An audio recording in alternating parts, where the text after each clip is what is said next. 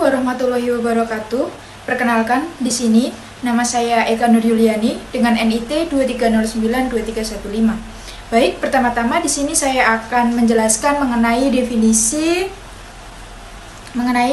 navigasi penerbangan. Sebenarnya apa sih definisi navigasi penerbangan itu?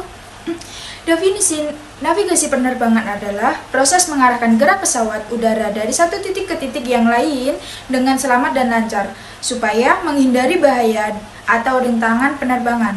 Hal ini mencangkup penyediaan layanan navigasi yang efektif seperti pelayanan lalu lintas penerbangan, telekomunikasi, terus informasi aeronautika, meteorologis, dan pencarian pertolongan, guna meningkatkan keselamatan dan efisiensi penerbangan. Yang kedua, teman-teman tahu nggak sih kenapa navigasi dalam penerbangan sangat penting untuk menjaga keselamatan dan efisiensi operasional pesawat? Nah, supaya dengan sistem navigasi yang baik, pesawat dapat diarahkan dengan tepat dan dari titik lepas landas hingga mendarat. Habis itu, menghindari rintangan dan potensi bahaya di udara. Dan tanpa navigasi yang efektif, resiko pesawat tersesat atau mengalami tabrakan mengalami secara signifikan yang dapat mengakibatkan kecelakaan yang fatal.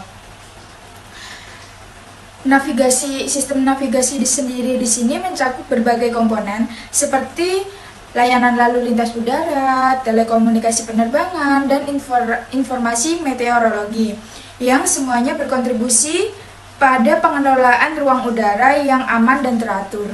Selain itu, perangkat navigasi seperti radar dan beacon yang membantu pilot dalam memantau posisi pesawat dan objek lain sekitarnya, sehingga meningkatkan respon terhadap situasi darurat. Nah, dengan demikian, navigasi bukan hanya aspek teknis, tetapi juga krusial untuk keselamatan penumpang dan awak pesawat dalam setiap penerbangan. Nah, untuk penjelasan selanjutnya akan diteruskan oleh rekan-rekan saya yang lainnya. Assalamualaikum warahmatullahi wabarakatuh. Saya Alifiona Yulia Ramadhani dengan NIT 2309239. Jadi di sini ada jenis-jenis dari navigasi. Yang pertama ada navigasi visual atau VFR. Navigasi ini mengandalkan penglihatan pilot untuk menentukan posisi dan arah penerbangan menggunakan referensi visual seperti landmark, jalan, dan fitur geografis di bawah pesawat. Metode ini biasanya digunakan dalam kondisi cuaca baik dan pada ketinggian rendah, di mana pilot dapat melihat dengan jelas lingkungan sekitar. Yang kedua ada navigasi instrumental atau IFR. Digunakan dalam kondisi cuaca buruk atau saat terbang di ketinggian tinggi di mana penglihatan terbatas. Dalam IFR, pilot mengandalkan instrumen di kokpit seperti altimeter, kompas, dan sistem navigasi berbasis radio untuk menentukan posisi dan arah penerbangannya. Selanjutnya ada sistem navigasi modern. Yang pertama ada Global Positioning System atau yang dikenal dengan GPS. Ini adalah sistem navigasi satelit yang memungkinkan pengguna untuk menentukan posisi mereka di permukaan bumi dengan akurasi tinggi. GPS bekerja dengan mengandalkan sinyal dari satelit yang mengorbit bumi yang mengirimkan informasi tentang lokasi dan waktu. Kemudian yang kedua, ada navigasi berbasis radio atau VHF, yaitu Omnidirectional Ranger. Sistem navigasi yang menggunakan gelombang radio untuk membantu pilot menentukan arah dan posisi pesawat. VOR ini terdiri dari stasiun pemancar yang mengirimkan sinyal radio omnidirectional yang dapat diterima oleh alat penerima di pesawat. Kemudian yang ketiga ada Non-Directional Beacon atau NDB. Ini adalah sistem navigasi radio yang mengirimkan sinyal radio dalam semua arah tanpa arah tertentu. NDB biasanya digunakan sebagai paduan untuk pesawat terbang, di mana pesawat dilengkapi dengan alat penerima yang dapat mendeteksi sinyal dari NDB ini. Next, ada rute penerbangan, yaitu ada rute udara, jalur yang telah ditentukan dan diatur untuk penerbangan pesawat udara yang menghubungkan titik keberangkatan dan tujuan. Rute ini biasanya ditandai dengan waypoints yang merupakan titik koordinat tertentu yang digunakan sebagai referensi navigasi. Rute udara ini dibagi menjadi dua. Yang pertama ada rute udara tetap. yaitu jalur penerbangan yang ditentukan dan diatur oleh otoritas penerbangan sipil yang biasanya mencakup waypoints dan jalur navigasi yang spesifik. Rute ini dirancang untuk digunakan secara konsisten oleh pesawat dalam penerbangan komersial dan militer. Kemudian yang kedua, ada rute udara fleksibel, yaitu memberikan kebebasan lebih kepada pilot untuk memilih jalur penerbangan yang optimal berdasarkan kondisi cuaca, lalu lintas udara, dan faktor lainnya. Dan rute fleksibel ini sering digunakan dalam penerbangan jarak jauh dan dapat membantu menghemat waktu dan bahan bakar. Kemudian ada pengaruh rute penerbangan terhadap efisiensi bahan bakar dan waktu tempuh. Rute penerbangan memiliki pengaruh signifikan terhadap efisiensi bahan bakar dan waktu tempuh pesawat.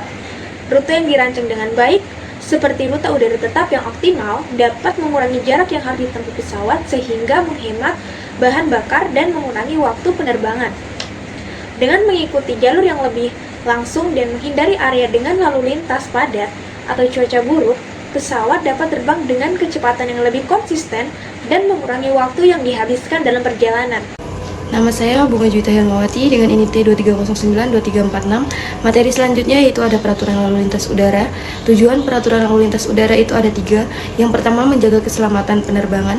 Yang kedua, mengatur pergerakan pesawat di udara dan darat. Yang ketiga, mencegah tabrakan antar pesawat. Selanjutnya ada regulasi utama. Yang pertama itu ada International Civil Aviation Organization, yaitu standar global penerbangan sipil. Yang kedua ada Aircraft Control, yaitu mengontrol lalu lintas udara di ruangan udara tertentu. Yang terakhir yaitu ada hak udara atau airlings, atau yaitu peraturan mengenai wilayah penerbangan antar negara. Selanjutnya ada peran Air Traffic Control atau ATC, layanan yang bertanggung jawab mengelola data dan mengarahkan pergerakan pesawat di antar udara dan darat untuk memastikan keselamatan, keteraturan, dan efisien penerbangan. Ada peran utama ATC. Yang pertama ada memandu pesawat atau mengarahkan jalur ketinggian dan kecepatan. Yang kedua ada mencegah tabrakan atau menjaga jarak aman antar pesawat. Yang ketiga ada mengatur lalu lintas bandar atau mengontrol pergerakan landas dan taxiway. Yang keempat ada memberi informasi cuaca atau menyampaikan kondisi cuaca dan turbulensi. Yang terakhir ada koordinasi darurat atau panduan dalam situasi udara darat. Assalamualaikum warahmatullahi wabarakatuh. Perkenalkan, nama saya Naisya Ramadanti Khairani Potutu, NIT 2309-2515.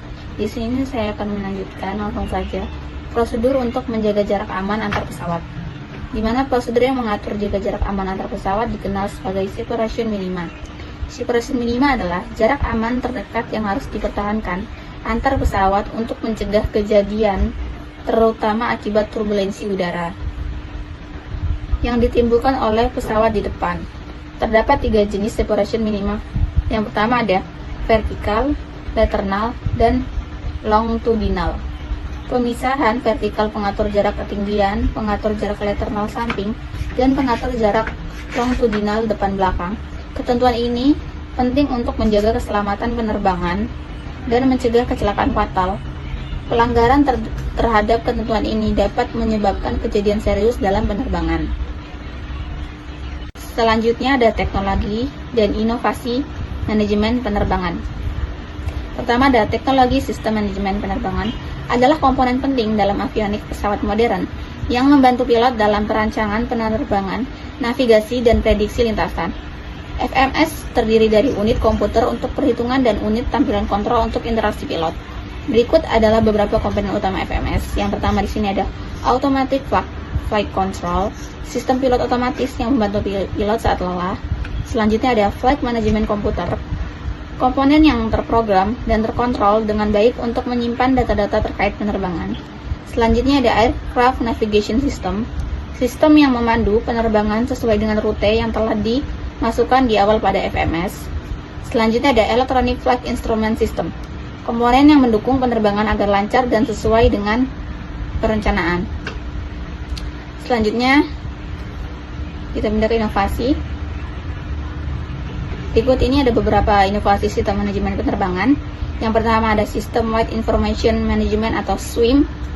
Inisiatif ini dilakukan untuk meningkatkan efisiensi dan keselamatan penerbangan dengan memperkuat integrasi informasi di seluruh sektor penerbangan.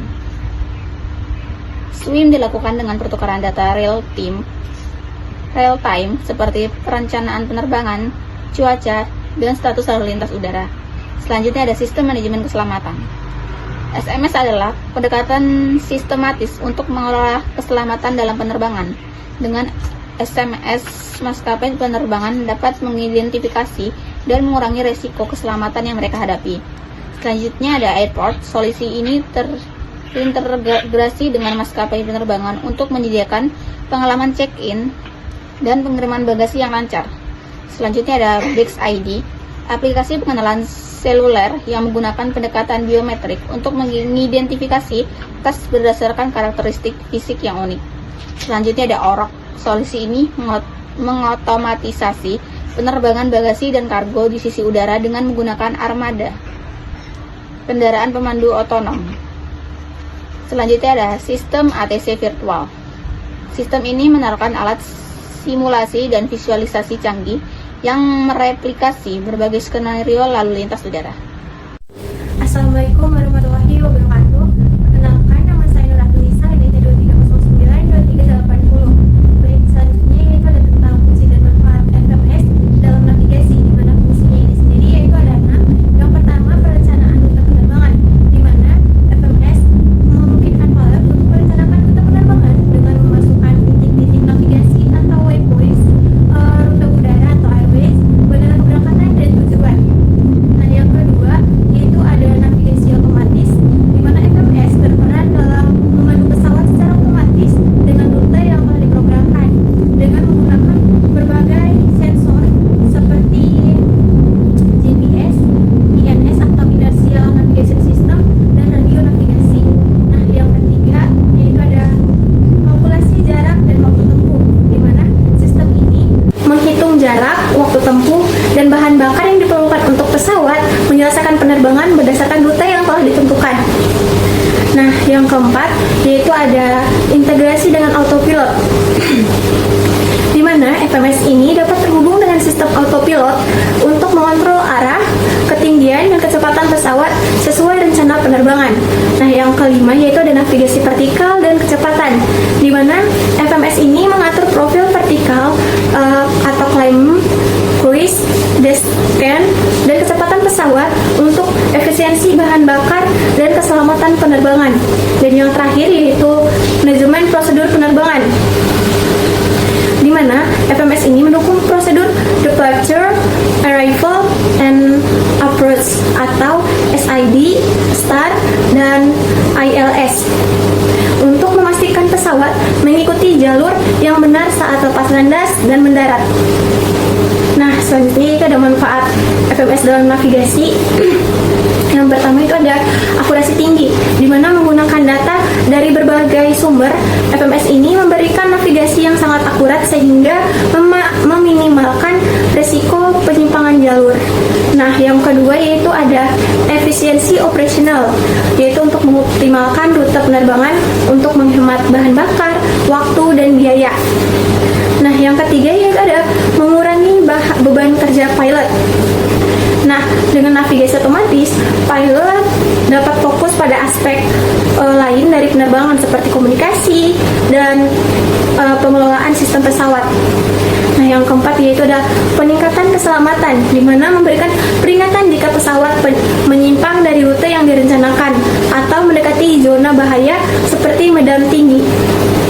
Nah, yang kelima yaitu kemampuan penyesuaian rute, di mana FMS ini memungkinkan perubahan rute secara real time jika terjadi kondisi darurat atau instruksi dari ATC atau Air Traffic Control.